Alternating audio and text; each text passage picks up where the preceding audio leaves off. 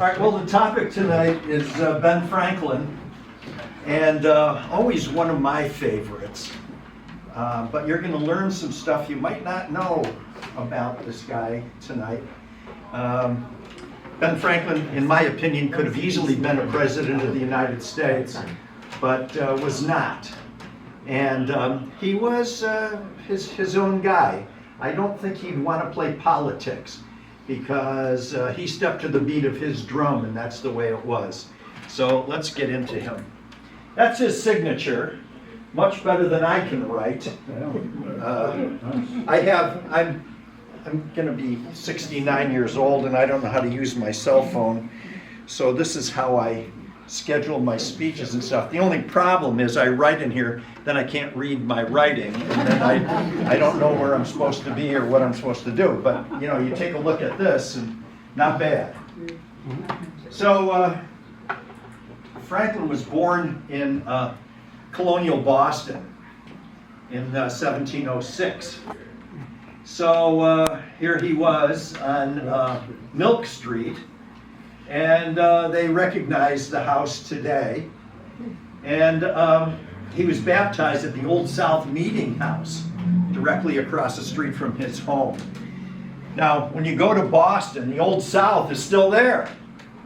Usually we have this proclivity to rip down stuff in the United States. To give you an example, when I was a kid, I had braces, and my mother, we live in Elma, I don't know if you know where that is, near East Aurora, and my mother would drive me to the city line, and I'd have to get on a Metro bus, I don't know what they called it back in those days, and the Metro bus would go down Delaware Avenue and take me to my doctor appointment. And forever, I looked out the window at Mark Twain's house that his father-in-law bought him when he married the daughter. Don't go and find it today. It's a parking lot. And that's how we handle things today. And you know, it just breaks my heart. Now, I was just looking at, Ryan was telling me the age of this building. This is fantastic. That, you know, what a gem that you guys have in Batavia. So notice his bust up in this house where he was born. And this is his dad, Josiah. He was a tallow candler. What's tallow? Candles, yeah. And he was born in England. And look at the next bullet. He had 17 children. I'd step in front of a bus if that. My God, I got 2 kids, plenty, but 17. And Benjamin was his 8th child.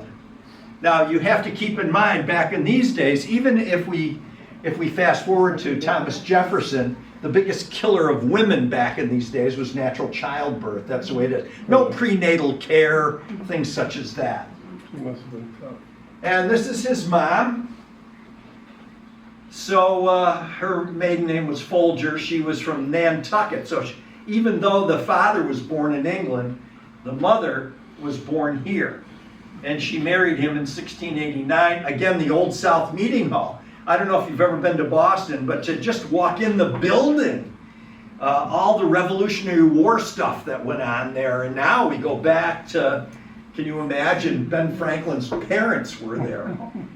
And this was a Puritan family. Now, before we go any further, don't look too much to religion when it came to Benjamin Franklin. They might have been Puritans, but he ain't going to church, is what it boils down to. So, Franklin only had enough money. His dad had enough money. Back in those days, you had to pay to go to school. And, hi, come on in. And he could go to school for 2 years, and he attended the Boston Latin Grammar School. Didn't graduate, and the rest of his education came from reading. So his formal education ends at 10. Now, I don't know about you, that's remarkable. If I ever come back to do a presentation on Abraham Lincoln, watch my finger. That's how much schooling Abraham Lincoln had. There it is, 1 year combined, and that was hit and miss. And yet, you look at their thoughts and you look at their writings, and to me, this is crazy. How do you do that? Formal education ends at 10 years old. Wow. So the Boston Latin, back in those days, it was called the Boston Latin Grammar School. And it was what we would call today a blab school. Blab meaning the teacher would say something, you'd hear it and recite it back to the teacher. That's what education was back in those days, a blab school. And everything evolved around, since it was puritanical, everything evolved around the Bible. In Adam's fall, we did sin all, that type of thing. And Harvard College, the oldest college in the United States, 1636 it was founded. And Fenwell Hall, where a lot of famous speeches and such was given. So at 12, our subject tonight becomes an apprentice to his brother James. Now, his brother's not going to mistreat him as an apprentice, but you got to think about this. The apprentice system, your father would give you up sometimes at 5 years old, usually males, 5 years old. And the person who was going to take you on as an apprentice, on paper, everything was all legal, they had to promise to feed you and clothe you and house you till you were 21. And then he had to promise that he's going to teach you the trade. That's how it worked. So you were kind of like a slave for a while there, and you did what you were told. Now, we don't have that type of an apprentice system today, but I'm still involved in education and such, and there's a big movement on, which I'm thrilled. Now the big push isn't to go to college to learn English, math, science, and social studies. The big deal is to learn welding, to learn carpentry, which in my opinion is fantastic. A lot of these kids, you know, what good is a degree if there's no jobs out there? So, you know, to me it's fantastic that they're pushing this. So here he's an apprentice. So at 15, his brother founds a newspaper called the New England Courant. And it was an independent newspaper, meaning they could take shots at the king. Good luck, as you're going to see. So here's his brother James. And he wanted to write a letter to the editor. And his brother said, shut up, you're not doing this. No, I don't know what you got in your mind.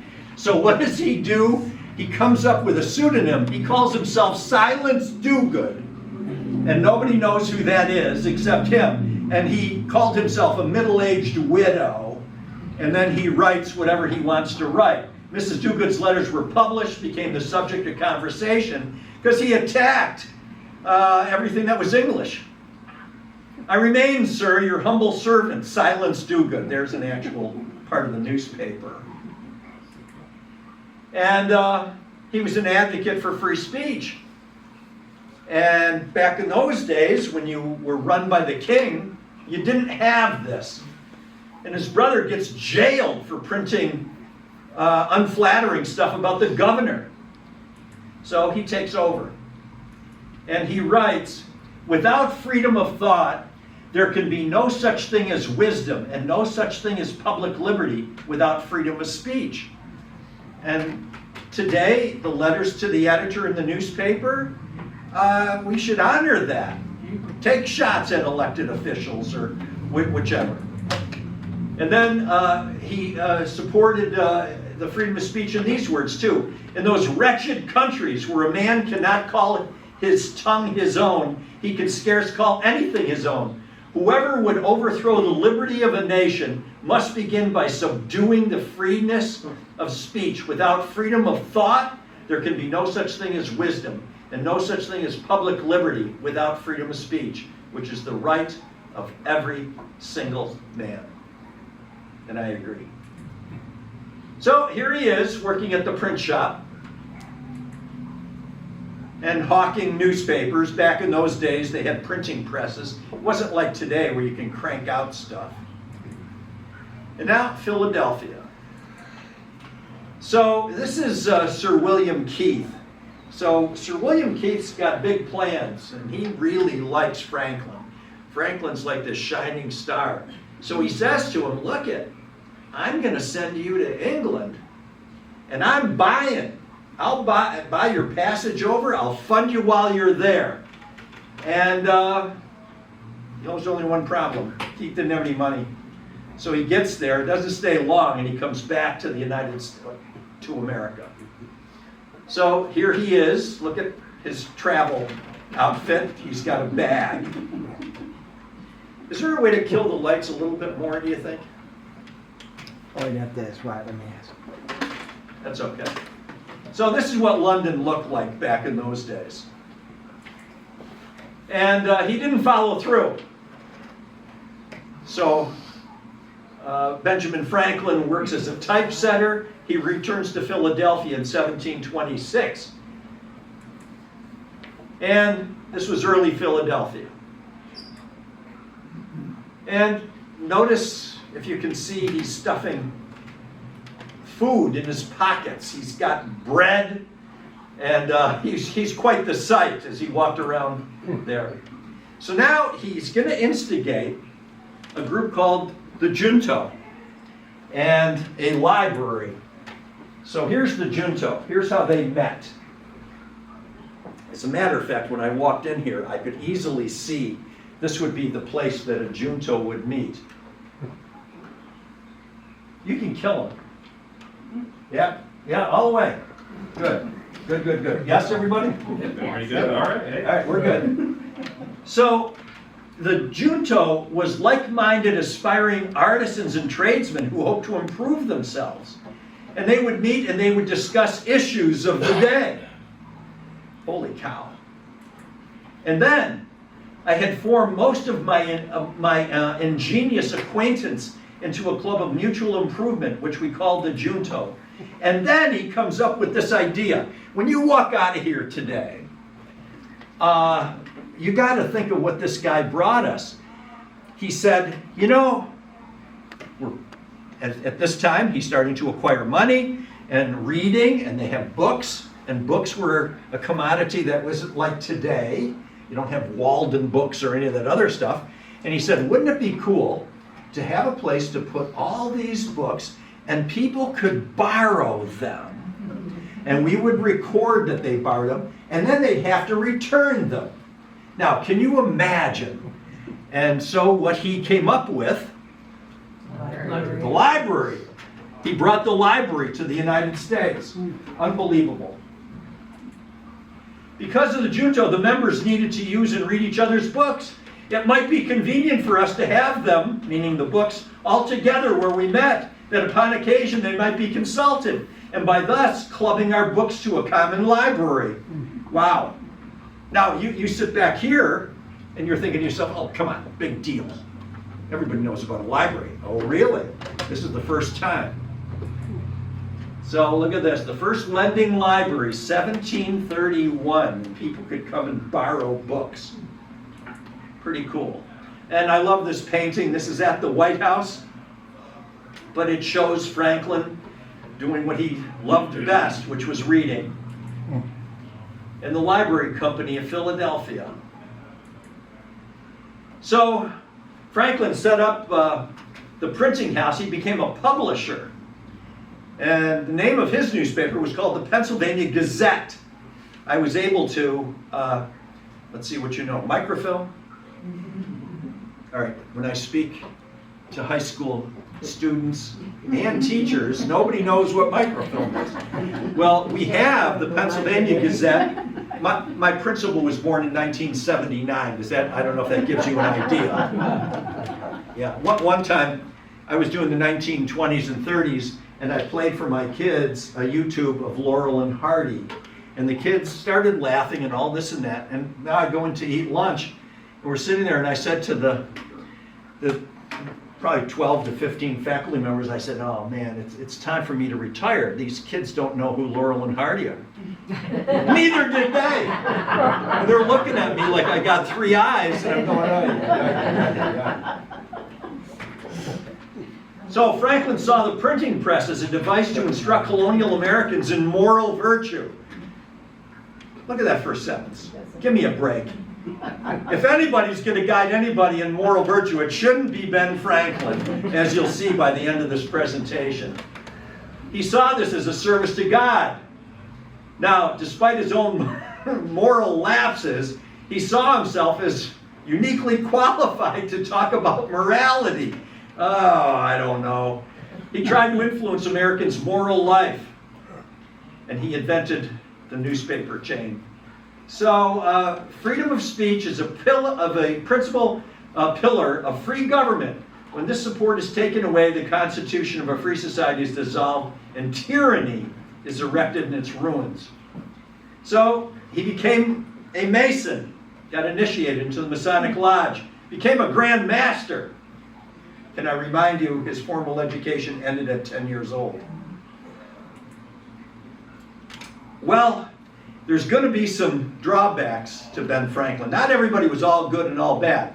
One of a lot of my programs, I have 62 programs that I do to different groups, and I don't think you can take even any of the presidents and say they were all good or all bad. You can't. Everybody's got their downside. So this is his wife. Look at the first sentence. He'd be in jail today. He didn't live that long. Yeah, he proposed to 15-year-old Deborah Reed, and her mother said, no way, So while he was in London, Deborah goes and gets married to somebody else, John Rogers. And he quickly stole her dowry, and he fled to Barbados. And now, because she was married, that was the rules back in those days, she couldn't marry again. So Franklin established a common law marriage with Deborah. And they had 2 children together, Francis, who died early. Now, if you had 10 children in Benjamin Franklin's time, which is not unusual, we don't get birth control really until the 1960s, where it's very available. But if you had 10 children, 5 would live to be an adult. You got about a 50% mortality rate. You can almost imagine that. Look at the shots that kids have to have before they even come to school. Well, we didn't have any of that stuff. So his second born was Sally, and she is going to be with him, as you'll see at the end of this presentation, when he dies. And then there's this guy. So he was illegitimate. Back in those days, that was a big deal. And this is William. And William came from a tryst that Franklin had with another woman. And everybody was fine. He became the 3rd child. There's only one little problem with William, as you'll see. So Deborah had a great fear of the sea, and she wouldn't go to Europe to accompany Franklin. And to be quite frank, Franklin didn't care. That was the way that went. So they spent a lot of time apart, and when she was dying, he didn't make any attempt to come back for any of the funeral arrangements or any of that other stuff. And she dies in 1774. He didn't return for another year. So there's William.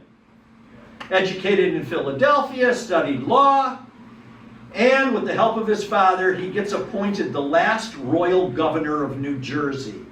Take a look at that last sentence, royal governor, which means he was allied with England. And we are about to fight the Revolutionary War. Now, one of our founding fathers is Ben Franklin. His kid sides with England. How'd that work out at the dinner table, do you think? Oh my God. Yeah. So here it is, and this is one of the books out on this, The Little Revenge.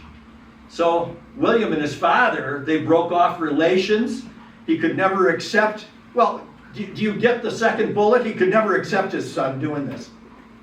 Agreed? And Franklin is on a committee of 5, narrowed down to 3, that writes the Declaration of Independence. And his kid says, nah, sorry, I'm with England. So William gets arrested, he's imprisoned.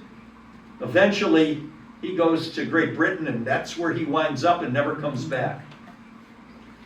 So here's our guy. He publishes Poor Richard's Almanac. And he calls himself Richard Saunders. He sold 10,000 copies a year, and that was a big deal.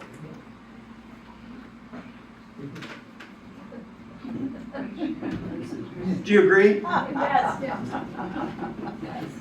My daughter lives in Brooklyn. And at Christmas, she brings her family to our house. And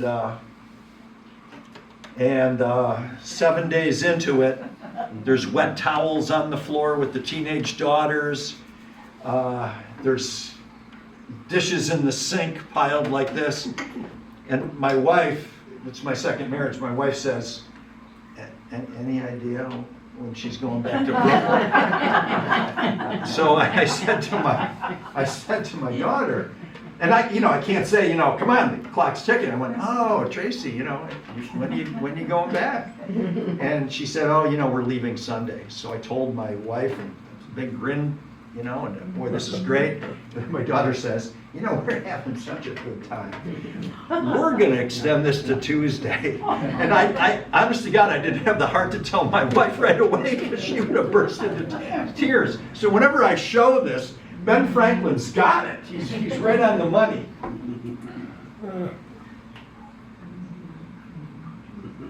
Agreed? Yeah.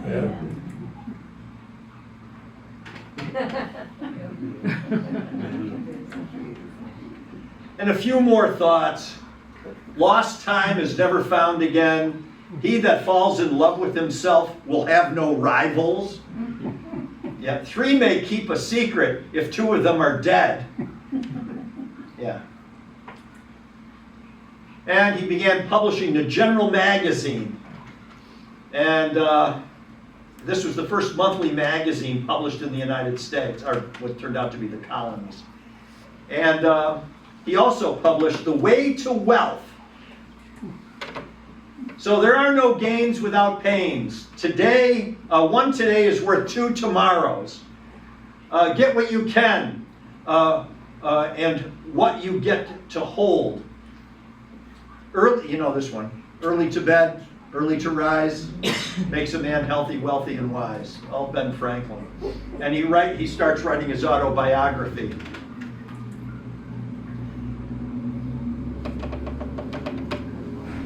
Agreed or no? Yeah. Now, he's credited with inventions. The lightning rod. He works with electricity, and he sees what it can do. So he puts a lightning rod that's grounded into the ground with wires, and holy cow, guess what? We still use it today. He had something called the glass harmonica. It was a musical instrument with glass bowls. And if you filled it with water, you get different tones. Franklin stove, yes, I had a Franklin stove, then it dawned on me most of the heat was going up the chimney. And nowadays we have stoves that are, much more compact and do the job. But we have the Franklin stove. He invented bifocals, which was remarkable for back in those days. All right, I don't want to get too much into this. Do you see what you're looking at? That's a catheter. Ay. Yeah, and so he thought this was just great. And I got to tell you, I had an operation, and that ain't so great. Yeah. As we enjoy great advantages from the inventions of others, we should be glad of an opportunity to serve others by any invention of ours, and this we should do freely and generously. All right, what's he talking about? If you invent something, what do you apply for? A patent. He says you shouldn't be doing that. Invent something and share it with everybody else. Yeah, well, in 2026, that ain't gonna go over very well. That's how it goes. So I like his idea. And, here he is with the key. He wanted to see how he didn't invent lightning, but he invented how the energy was conducted. And he was the first to label positive and negative charges. So he discovered that. Now, when we did Thomas Edison, when I was teaching, especially after I retired so they couldn't fire me, the kids had a hard time with negative and positive. So I told them, here's the deal. Go into your living room, turn on a light, unscrew the bulb, wet your finger, and stick your finger in there. Come on back tomorrow and tell me what happened. And that's negative and positive charges. Thank God nobody did it. Wow. Yeah, so that's what he did. And he received look at the second paragraph, he received honorary degrees from Harvard, Yale. How about that? Here's a guy with not much education. Kites and lightning, he publishes proposals of an experiment with it. And he talks about the possibility of what the energy would come from. Population studies, he began to take notes on how population shifts. And he calculated that the population was doubling every 20 years and would surpass that of England. So, holy cow, this guy was into statistics as well. And ocean currents. He took a look at how the currents affected everything, especially the Gulf Stream. I don't know if you've been listening to the news, but El Nino is playing games with us still. This week, we're not out of the 80s. I don't know how you're handling it, but I'm not handling it very well. And meteorology. He took a look at prevailing winds. Concepts of cooling. So he had ideas on refrigeration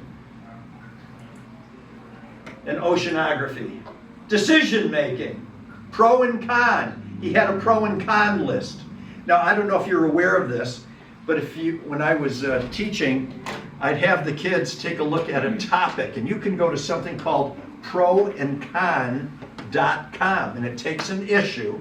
On one side it tells you the pro, the other side it tells you the con, so that you can see a balance on both, which is pretty cool. Benjamin Franklin came up with the idea. And chess. He was an avid chess player. And he even wrote an article called The Morals of Chess. Now his public life. So I'm in the fire company in my town, and he created the first volunteer fire company in the United States, in Philadelphia. He printed new currency for New Jersey and championed the cause of paper money. He proposed, my wife was telling me, did you see what we're going to be doing with stamps? I think 80 cents. What do you do if you have a wedding? How do you do that? Man. Unbelievable. He proposed the College of Philadelphia and the Academy. He founded the American Philosophical Society, which, by the way, is still in existence. And he was a councilman. Holy cow, look at him. I don't think he's going into any burning buildings with that stuff on. That was a tin helmet. Back in the 70s when I joined the fire company, that's what we had. And a painting of him from the Philosophical Society. He was appointed Postmaster General of British North America, and he got the post office running. That's what he did. And here is the first issue of him as the first Postmaster General. He helped organize the Pennsylvania Hospital, which became the very first in the United States, the first homeowners insurance company. And the college planned to found the University of Pennsylvania. Now, I'm Ukrainian, part Ukrainian, and I have a painting of my early relative, my great-great-uncle and his wife. he's got this award.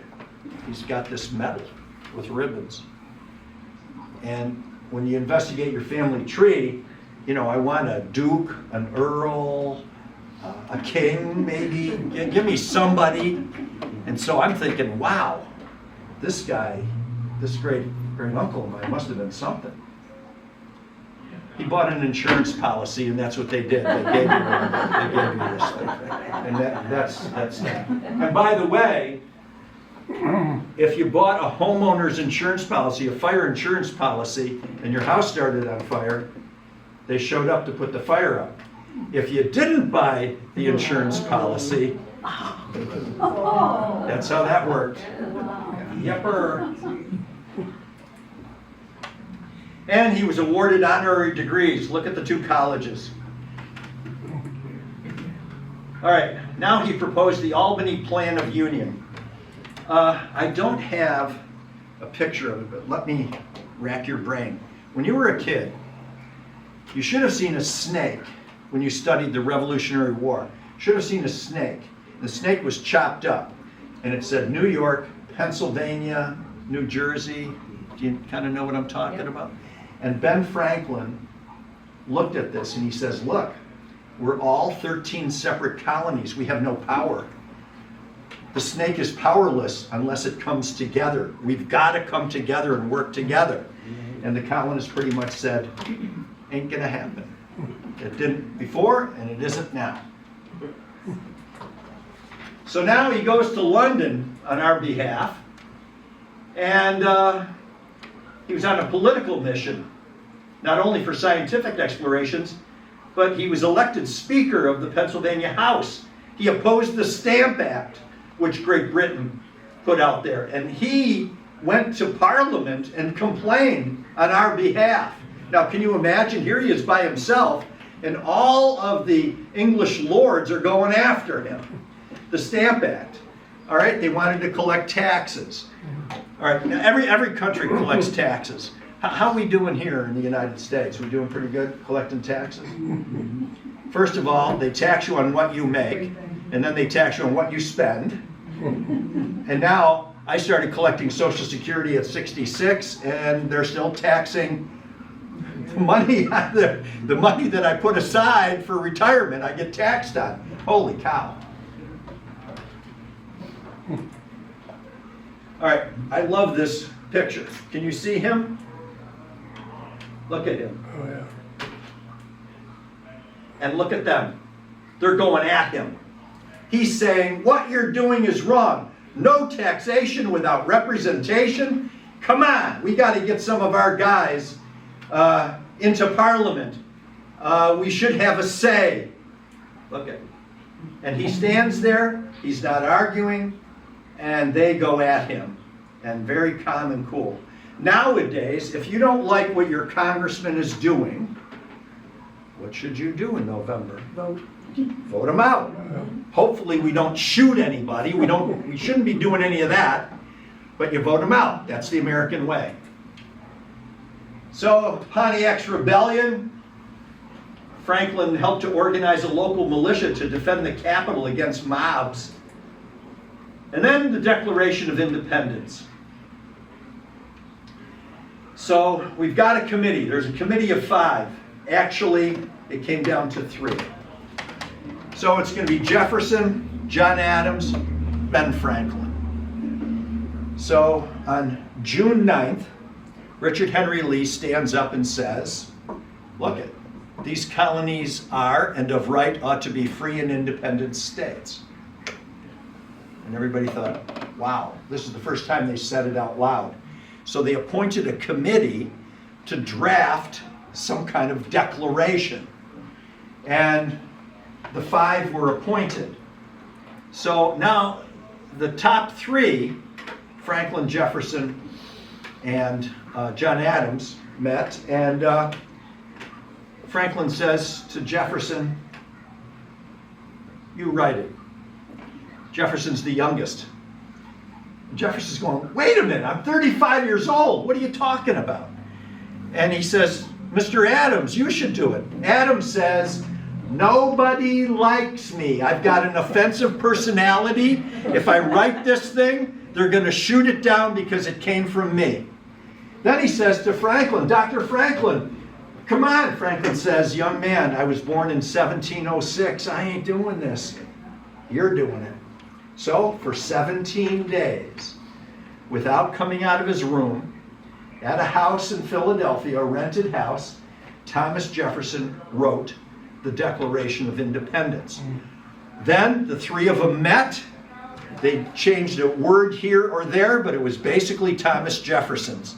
And that's how it goes. And in my opinion, the second paragraph is very important to everybody. We hold these truths to be self-evident that all men are created equal.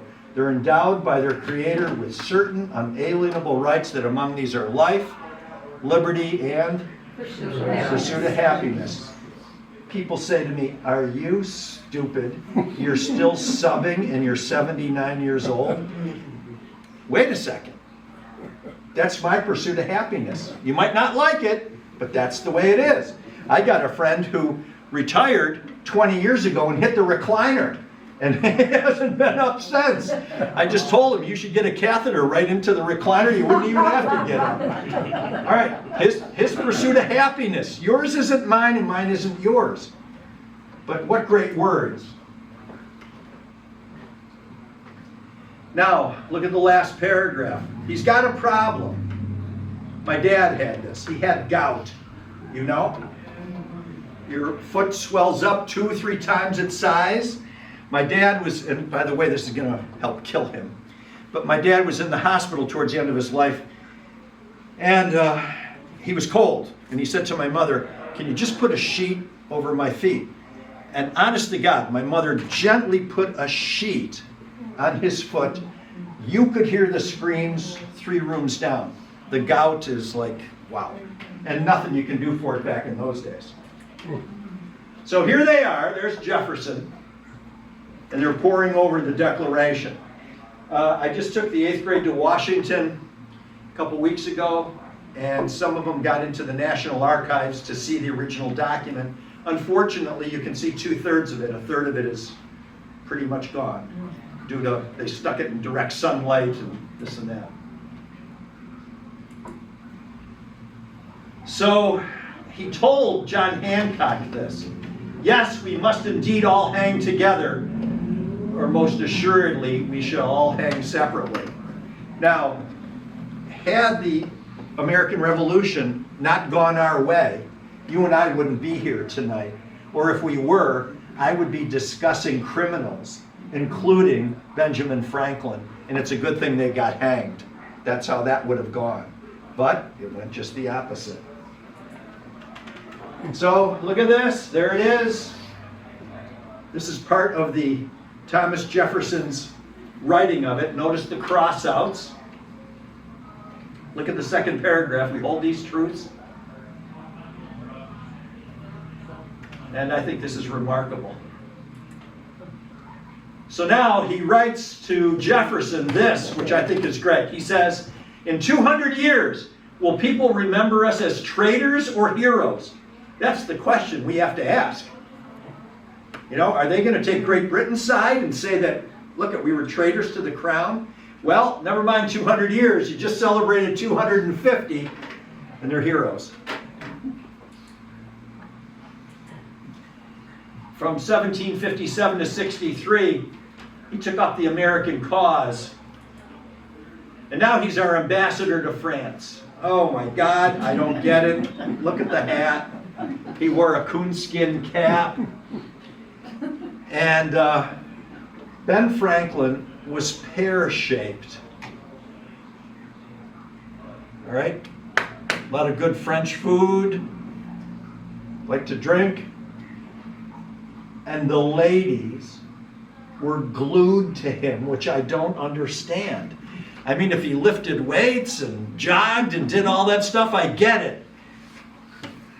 But Ben Franklin, look at this. Look, look, look, look, look. They couldn't stay away. So John Adams is sent to France to help Ben Franklin negotiate treaties. Now, John Adams, just the opposite. A Puritan, very religious, everything's by the book. You should be having meetings and discussions and doing all these things. There's no drinking, none of that. So Adams gets the address where Franklin is staying. Nobody answers the door. Finally, the door's ajar. He pushes it open, goes up a flight of stairs, hears some giggling. Right, that's a portent of what's coming here. Here's some giggling, looks in, here's Ben Franklin sitting in a giant tub with 3 unclothed ladies. Okay. And John Adams goes out of his mind. What is this? And then at night, they have party after party, lots of wine flowing. And Ben Franklin's talking to ambassadors from France, and they're going back and forth and all this.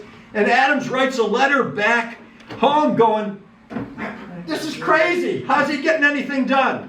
Well, to be quite frank, that's how you get things done, is you talk to ambassadors informally, not the formalness. John Adams, he had to come home. It wasn't going to work. So he conducted the affairs towards the French. And by the way, in my opinion, if you study the American Revolution, Franklin got France to be on our side. They were the ones that stopped Cornwallis at Yorktown. They were the ones that helped win the war for the colonies. And it was Ben Franklin that got the French to help us. There it is, point blank. And there's poor Adams. He goes to France. So he wrote this back home. These incessant dinners and dissipations were not the object of my mission. I don't want to do this. So he grew very jealous of what Franklin was doing. However, Franklin was the most popular.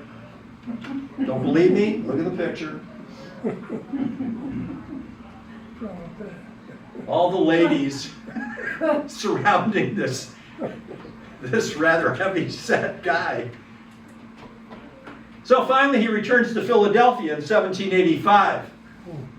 And here he comes home. And now, don't forget, you got the Constitution. And the Constitution is much, my students have a hard time with this. The Declaration, we just simply broke from England. Now comes the hard part.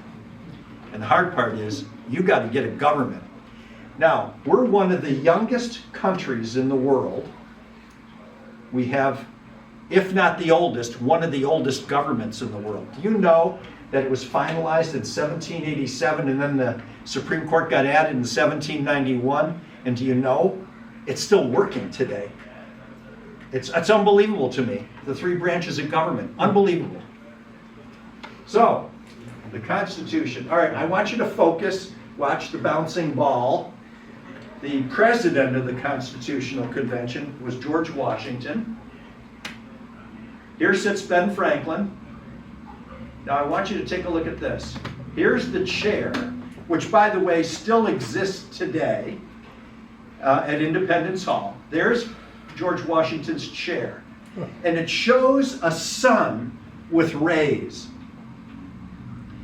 And Benjamin Franklin wrote in his diary, he sat there day after day, I should say month after month, and he's looking at that chair, and all he could say is, I wonder if that sun is setting on our new country or rising.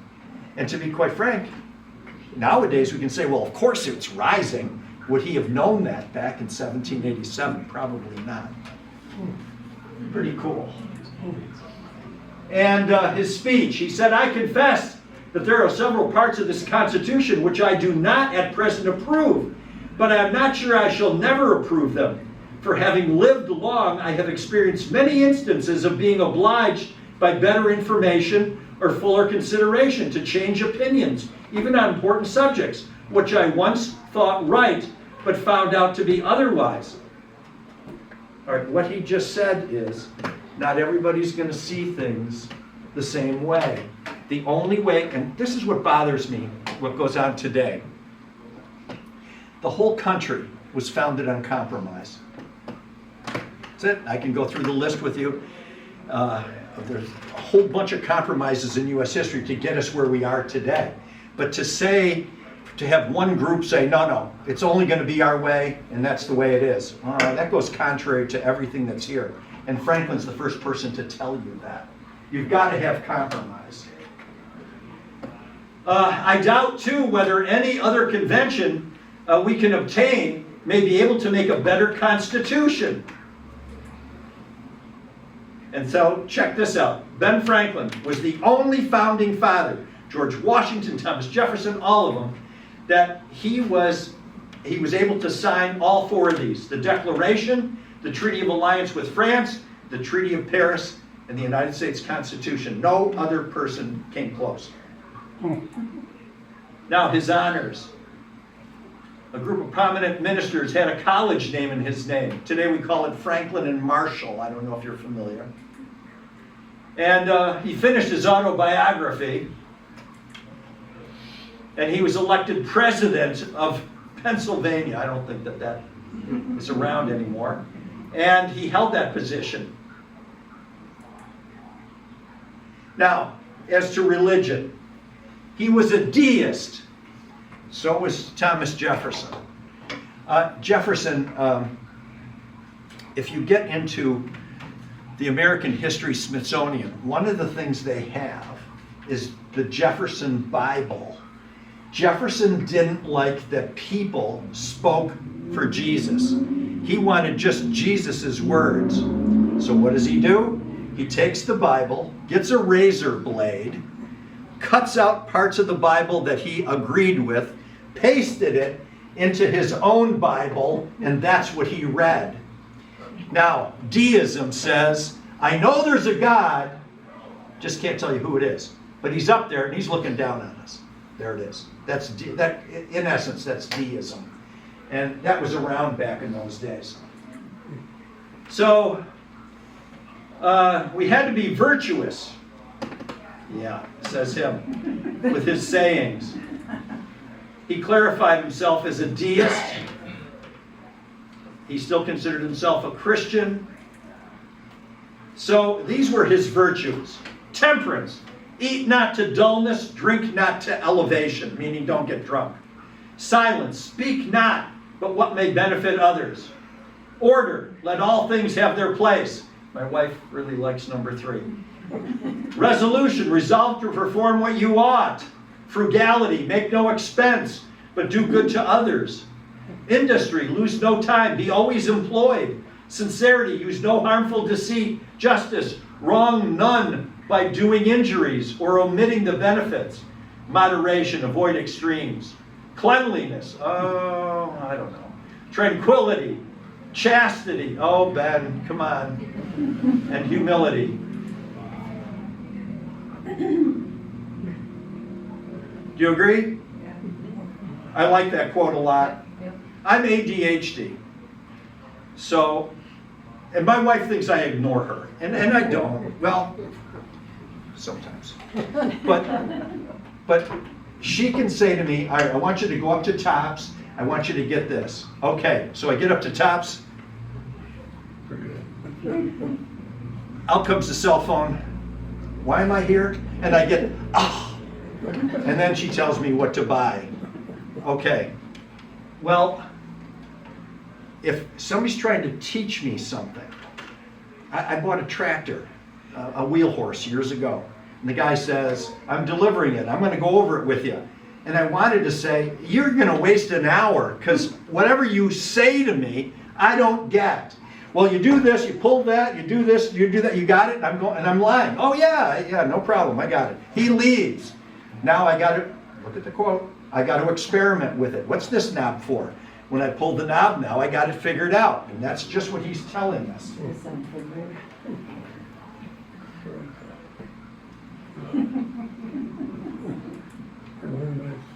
I love this. I don't drink a lot of wine, I drink beer. So beer is constant proof that God loves us and wishes us to be happy. That's a great quote.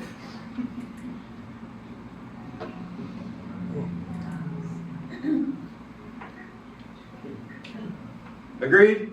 Yeah. How we doing savings-wise in this country?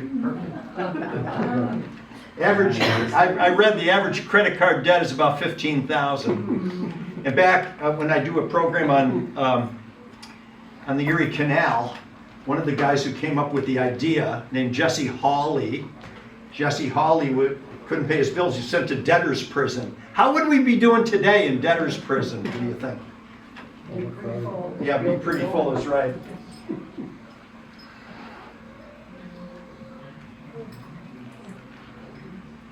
And then this. All right, so he had slaves. Now, a lot of people say, wait a minute, he's up north. We didn't have slaves up north, did we? Did you have slaves in Batavia? Oh, yeah. We had slaves in Pembroke. Yeah, you know Siemens Hardware Store, where Paul Siemens, who's now deceased, but I had a long talk with Paul one time, and he talked about slaves in the rural areas of Genesee County. You didn't call him a slave, it was my man. And my man stayed in the barn in back of our house. Well, my man worked for me, but guess what? I didn't pay him. And that's how that goes. So slavery, now we didn't have 1,500, 2,000 slaves up here. But he owned them. And back in those days, I don't know, can we go and judge Jefferson for having hundreds of slaves in Washington? That was the way it was back in those days. I don't think you can use our manners and morals of 2026 and say that's horrible. I don't know if you can do that. So he owned slaves. Then he figures out, you know what? Look at his last sentence. He became a cautious abolitionist, and then he became a critic. He freed his slaves and said we shouldn't be doing this. So he very much anti-slavery. And then he wrote this: those who can give up essential liberty to obtain a little temporary safety deserve neither liberty nor safety. So now he's towards the end of his life. He lived a pretty long life. The average lifespan back in his day was about 55. If you hit 55, you're doing pretty good. And he was born in 1706. He's going to die in 1790. So he's in his 80s. So not too bad. So he suffered from obesity. And so at this stage, when I speak to groups about this, do you know, we didn't know that cigarettes cause cancer till I was a junior in high school. 1964. I have ads that I showed. Lucille Ball, who said, I smoke these cigarettes, it's good for your sinuses. And I forgot the brand of cigarettes, let's say Marlboro. And that's the way it was. We didn't know about cholesterol until 1984. Cholesterol silly putty that builds up in your veins. All right, did y'all eat fat when you were a kid? I remember my father, he'd get home from work and there'd be a stick of butter. We didn't have margarine. And he'd do this. Did you probably don't want to raise your hand, but did you, when the roast beef came out of the oven, fight over the fat on top of the roast beef? Come on. Didn't have to fight. I was the one who liked the failed. Yeah. Maybe all the turkey skin. Oh, yeah. Oh, The yeah. skin was the best, you know. Nowadays, whenever you see the white on the chicken, you're chopping it up and doing all this stuff. Well, he suffered from obesity, gout. His poor health was really showing. And then finally, Dr. Jones wrote this: when the pain and difficulty of breathing entirely left him, and his family were flattering themselves with the hopes of his recovery, when an impost hume, which had formed itself in his lungs, suddenly burst and discharged a quantity of matter which he continued to throw up while he had power. But at that failed. The organs of respiration became gradually oppressed. A calm, lethargic state succeeded, and on the 17th instant, April 1790, about 11 o'clock at night, he quietly expired, closing a long and useful life of 84 years and 3 months. And here's a picture of him dying, his daughter at his side. And as was the case back in those days, they did either life masks or death masks. And they applied a plaster of Paris, if you will. And this is what he looked like. No cameras back in his, we don't get the camera till 1839, but there's an exact likeness of him. That's what he looked like. Sorry, I had to put that back in there.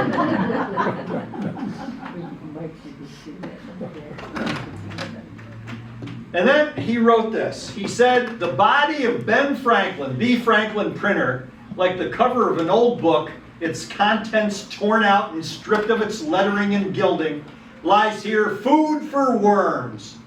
But the work shall not be wholly lost, for it will, as he believed, appear once more in a new and more perfect edition, corrected and amended by the author. He believed he would come back. And Rick Santelli wrote this, our founding fathers, people like Ben Franklin and Jefferson, what we're doing now in this country is making them roll over in their graves. And I don't mean one political party or the other, it's both. And so I'm going to just leave you with this thought. Those learned men came together to declare independence and form a constitution that's still in existence. Could you imagine if this Congress today were the ones that had to come up with a government that we had to live by? I just don't think it was going to happen. They didn't have what they had back in those days. Thank you very much. Thank you.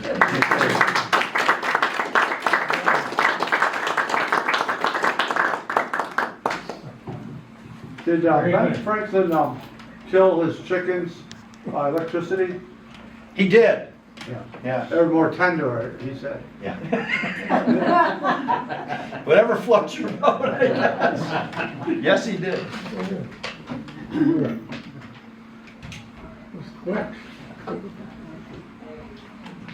Any other questions? No. How many total kids did he have? Do you know He- offhand? His, the total that he was responsible for, and one illegitimate, was 3. Oh, they did after all those affairs. After all, yeah. Wow. Yeah. 3 days. What was that?